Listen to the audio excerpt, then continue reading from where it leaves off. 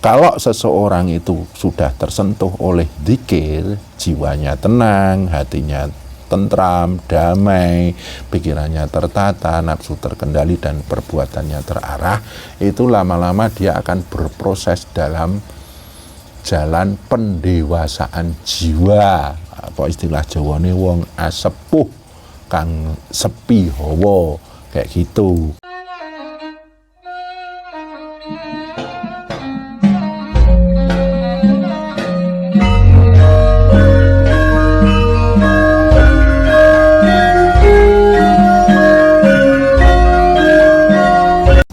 Mas, ukuran zikir itu berhasil atau belum itu seperti apa? Terus tata cara zikir agar berhasil itu bagaimana? Kalau ukur kita zikir itu berhasil atau tidak, itu sederhana sekali kok. Kita itu jiwanya terasa semakin dekat atau tidak dengan Allah. Nah, ini cirinya adalah di dalam kehidupan sehari-hari, entah di dalam kesenangan atau kesedihan, berkecukupan atau berkekurangan, kita itu selalu sadar Allah atau tidak.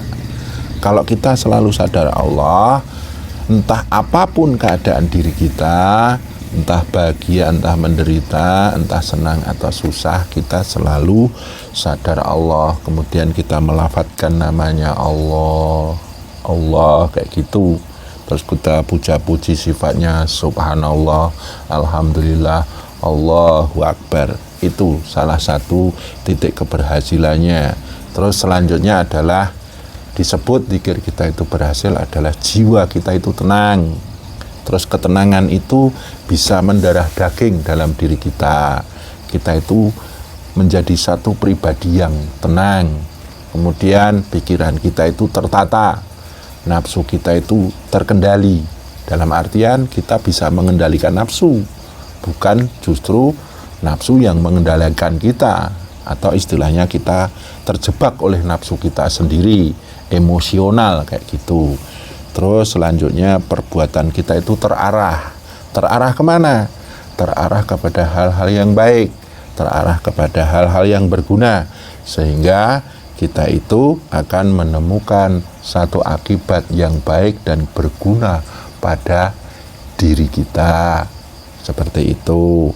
Kemudian tata caranya agar zikir kita itu berhasil adalah kita harus selalu muhasabah atau mawas diri, atau istilahnya introspeksi diri, koreksi diri. Apakah kita itu sudah menyentuh pada nilai-nilai tersebut atau belum? Yang saya sebutkan tadi, jiwa yang tenang, pikiran yang tertata, nafsu yang terkendali, dan perbuatan yang terarah.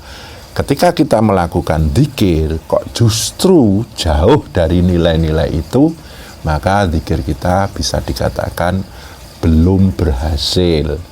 Dan apabila kita sudah mengarah dan menyentuh pada nilai-nilai tersebut, maka bisa diartikan bahwa zikir kita sudah mulai menemukan buah-buahnya dan dapat kita aktualisasikan dalam kehidupan kita setiap hari, seperti itu. Yang perlu dimuhasabah itu apa aja? Yang perlu kita muhasabah itu banyak. Contohnya tubuh, raga ini. Raga ini kalau kita sudah berhasil menembus nilai-nilai zikir, maka tubuh ini akan kita hiasi dengan sifat-sifat yang berguna, sifat-sifat yang baik. Apa itu? Tubuh yang disiplin, tubuh yang istiqomah, tubuh yang istilahnya rajin, bukan tubuh yang malas, tubuh yang perbuatannya sembarangan, serampangan, sak geleme dhewe. Akhirnya membuat kita membentuk satu titik yang membuat diri kita menuju satu titik kerusakan.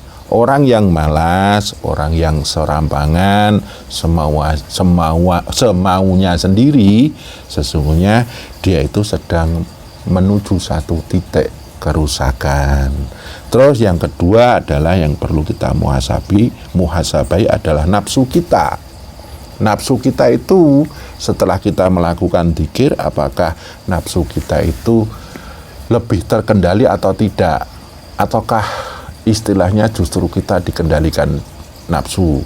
Ini dalam artian gini, kalau kita sudah melakukan dzikir kok malah justru emosional, gampang marah, gampang benci, gampang dendam, gampang iri, gampang dengki, itu berarti dzikir kita belum bisa menembus titik kemanfaatan pada nafsu kita. Nafsu kita itu pun juga kita kalau sudah menyentuh nilai-nilai dzikir ini akan dihiasi oleh sifat-sifat yang baik pada nafsu kita. Contohnya kesabaran, keikhlasan, rendah hati, tawadhu. Kemudian seperti yang sudah saya jelaskan dulu bahwa nafsu lawamah itu suka membantu orang lain, berdharma. Kemudian amarah itu melindungi orang lain, membantu orang lain, dalam arti orang-orang yang tidak mampu, terus akhirnya kita lindungi dengan amarah kita. Kemudian supiyah itu membuat kita arif bijaksana, dan mutmainah itu membuat nafsu kita tenang, akhirnya membentuk satu jiwa yang tenang. Kemudian yang perlu kita muhasabai juga adalah pikiran kita. Kalau kita suka berzikir tapi malah justru pikiran kita itu banyak halusinasi, tulul amal wa kasratu soal, panjang angan-angan dan banyak masalah, itu berarti zikir kita itu belum menyentuh akal kita. Akal kita banyak halusinasi, contohnya malah justru bahas mimpi-mimpi, membahas hal-hal yang gaib, yang gak jelas, jauh dengan tauhid. Berarti itu akal kita malah justru menjauh dari Allah. Lah itu berarti zikir kita belum menyentuh akal kita. Kemudian hati kita itu perlu kita muhasabai. Ya, kadang kita harus duduk, diam, meneliti hati kita, menelaah hati kita, mengkoreksi apakah yang ada dalam hati kita.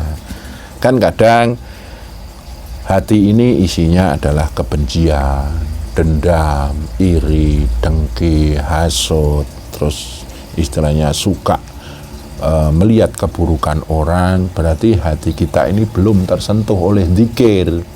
Hati yang sudah tersentuh oleh zikir itu adalah hati yang murni, hati yang selalu tidak mau diajak kepada hal-hal yang bersifat negatif. Hati ini selalu menjaga kedekatan rasanya dengan Allah. Dan hati ini kalau sudah merasa dekat dengan Allah, maka akan menyentuh jiwa. Jiwa ini akan selalu dekat dengan Allah, kayak gitu.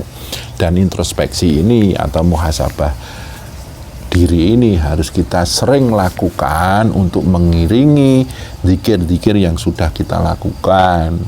Nah, hal ini agar kita bisa mempunyai satu tolok ukur, barometer apakah zikir kita itu sudah sukses atau belum. Ya, seperti itu tadi. Kalau seseorang itu sudah tersentuh oleh zikir, jiwanya tenang, hatinya tentram, damai, pikirannya tertata, nafsu terkendali, dan perbuatannya terarah, itu lama-lama dia akan berproses dalam jalan pendewasaan jiwa. Apa istilah Jawane wong asepuh kang sepi hawa, kayak gitu. Orang-orang yang sudah dewasa jiwanya, sepuh jiwanya, ini kalau kita selalu melakukan dzikir terus-menerus dengan istiqomah, maka akan muncul penajaman-penajaman, entah penajaman cipta, penajaman rasa, penajaman mata batin, mata hati, mata semesta. Orang-orang yang sudah dewasa jiwanya itu menemukan penajaman-penajaman tersebut tidak akan kaget. Cara Jawane tidak kagetan. tidak gumunan, ora dumeh. Dumeh itu apa ya bahasa Indonesianya? Tidak sombong lah, kayak gitu. Terus tidak gelonan, tidak gampang mutung, tidak gampang kecewa, kayak gitu. Nah, ini zikir harus selalu kita iringi dengan muhasabah diri itu. Nah, kapan waktunya kita bermuhasabah? Itu lebih bagus ketika kita sendirian. Seperti saya, ketika sampean sama anak-anak tidur, saya itu duduk sendiri muhasabah diri. Apakah ragaku, nafsuku, akalku, hatiku, rasaku itu sudah benar-benar tersentuh oleh zikir saya atau belum? Ataukah justru dengan zikir ini saya malah menuju kepada hal-hal yang buruk? Nah, kalau hal itu terjadi berarti kan saya harus benar-benar memperbaiki zikir saya lagi, karena ternyata zikir saya belum sempurna dalam hal efeknya pada diri saya, kan kayak gitu. Tapi kok orang-orang zikir itu kebanyakan malahan fokus ke hal-hal seperti mimpi, apalagi makhluk gaib gitu, kayak ada bisikan dan lain sebagainya. Itu gimana itu? Nah, itu berarti dia lepas dengan tauhid. Yang namanya zikir itu kan sederhana. Jadi zikir itu intinya kamu itu dengan zikir itu semakin dekat enggak jiwamu dengan Tuhan. Bukan kita malah halu-halu, mikir mimpi, mikir makhluk-makhluk halus kayak gitu. Nah, itu kan cuman bunga-bunga zikir. Jadi kita harus introspeksi juga di situ. Apakah dengan zikir ini saya justru tambah halu ataukah malah dekat dengan Allah? Lah, kalau kita merasakan jiwa ini dekat dengan Allah, ya itulah zikir kita itu berhasil. Tapi kalau malah justru halu, yang dipikir malah tafsir mimpi, yang istilahnya di sana masih banyak pertanyaan-pertanyaan, terus melihat makhluk ini, terus akhirnya justru penasaran itu apa, itu berarti dia lepas dengan tauhid. Yang namanya zikir itu ya ketika kita bermimpi apapun, ya kita selalu bertanya sama Allah yang ada di hati kita, apa makna mimpi semalam. Terus ketika kita melihat hal-hal yang gaib, ya kita itu melihat bahwa itu semuanya titah Allah, dan kita bertanya sama Allah yang ada di hati kita, itu maknanya kayak apa. Jadi zikir itu jangan selalu ditafsirkan bahwa zikir itu selalu berhubungan dengan hal-hal yang gaib, berhubungan dengan mimpi-mimpi. Enggak. Jadi yang namanya zikir itu ya intinya jiwamu itu tambah dekat atau malah jauh. Nah, kalau tambah dekat ya itu zikirmu sukses, kalau enggak ya itu berarti ya belum sukses, kan kayak gitu. Jadi jangan malah justru halu. Zikir itu tidak membentuk pribadi yang halu. Nah, dengan tauhid ini, maka penajaman itu dengan dipancing dengan mimpi, dipancing dengan makhluk-makhluk halus, tapi tetap kita bertauhid terus. Kita harus istilahnya bahwa semua itu adalah sunnatullah. Maka ketajaman kita itu tidak membuat kita malah berhalusinasi, atau istilahnya tulul amal wa kasratu soal, itu panjang angan-angan dan banyak persoalan, kan kayak gitu. Jadi jika melihat kayak gitu, harusnya kita langsung ingat bahwa itu juga titah Allah gitu. Iya, itu titah Allah. Terus ketika kita bermimpi, ya alhamdulillah, ya Allah diparingi mimpi kayak gini, dan mohon diberi petunjuk apa makna dalam mimpi saya itu. Nanti dalam kehidupan sehari-hari itu akan muncul kok petunjuk-petunjuk. Oh, ternyata mimpi saya itu gini, oh seperti ini, seperti itu, oh maknanya ini toh mimpi kemarin itu lah, seperti itu.